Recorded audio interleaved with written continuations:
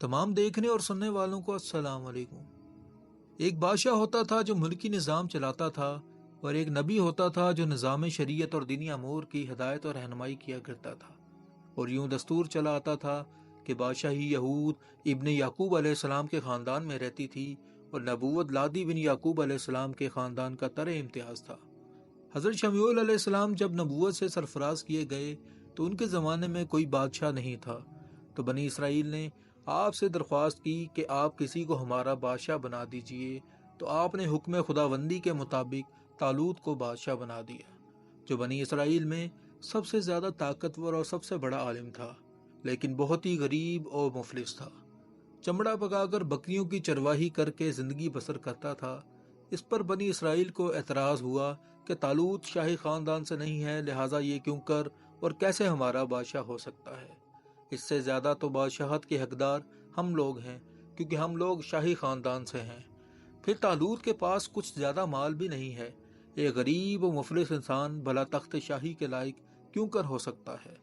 بنی اسرائیل کے ان اعتراض کا جواب دیتے ہوئے حضرت شمیعون علیہ السلام نے یہ تقریر فرمائی: اسے اللہ نے تم پر چن لیا اور اسے علم اور جسم میں کشادگی زیادہ دی، اور اللہ اپنا ملک جسے چاہے دے، اور اللہ وسعت والا علم والا ہے۔ اور ان سے ان کے نبی نے فرمایا: اس کی بادشاہی کی نشانی یہ ہے کہ آئے تمہارے پاس تابوت جس میں تمہارے رب کی طرف سے دلوں کا چین ہے۔ چنانچہ تھوڑی ہی دیر کے بعد 4 فرشتے صندوق لے کر آ گئے، اور صندوق کو حضرت شمیعون علیہ السلام کے پاس رکھ دیا۔ یہ دیکھ کر تمام بنی اسرائیل نے طالوت کی بادشاہی کو تسلیم کر لیا، اور آپ نے بادشاہ بن کر نہ صرف انتظام ملکی سنبھالا، بلکہ بنی اسرائیل کی فوج بھرتی کر کے قوم عمالقہ کے کفار سے جہاد بھی فرمایا۔ اللہ تعالیٰ نے اس واقعے کا ذکر قرآن مجید میں فرماتے ہوئے اس طرح ارشاد فرمایا، جس کا ترجمہ یہ ہے کہ اور ان سے ان کے نبی نے فرمایا کہ بے شک اللہ نے طالوت کو تمہارا بادشاہ بنا کر بھیجا ہے۔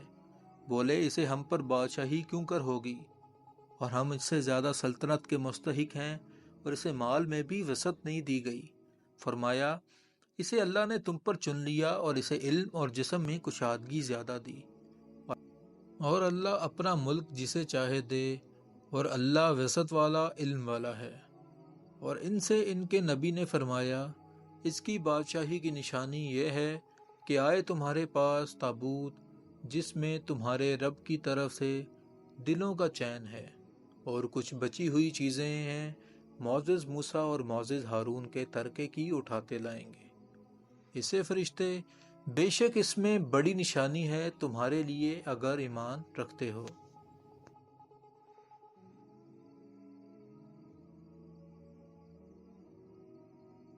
اس واقعے سے جہاں بہت سے مسائل پر روشنی پڑتی ہے، ایک بہت ہی واضح درس یہ ملتا ہے کہ اللہ تعالیٰ کے فضل اور اس کی نوازش کی کوئی حد نہیں ہے۔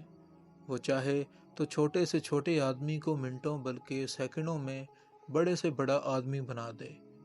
دیکھ لو، حضرت طالوت ایک بہت ہی کم درجے کے آدمی تھے، اور اتنے مفلس تھے کہ یا تو دبگر تھے جو چمڑے کو دباغت دے کر اپنی روزی حاصل کرتے تھے، یا بکریاں چرا کر اس کی اجرت سے گزر بسر کرتے تھے، مگر لمحہ بھر میں اللہ تعالیٰ نے انہیں صاحب تخت و تاج بنا کر بادشاہ بنا دیا۔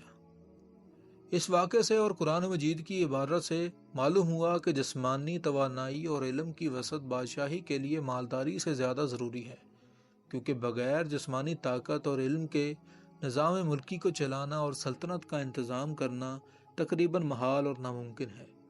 اس سے ظاہر ہوا کہ علم کا درجہ مال سے بہت بلند تر ہے۔ امید کرتا ہوں آپ کو ویڈیو پسند آئی ہوگی۔ میرے چینل کو سبسکرائب کر لیں اور بیل آئیکن دبا دیں۔ شکریہ۔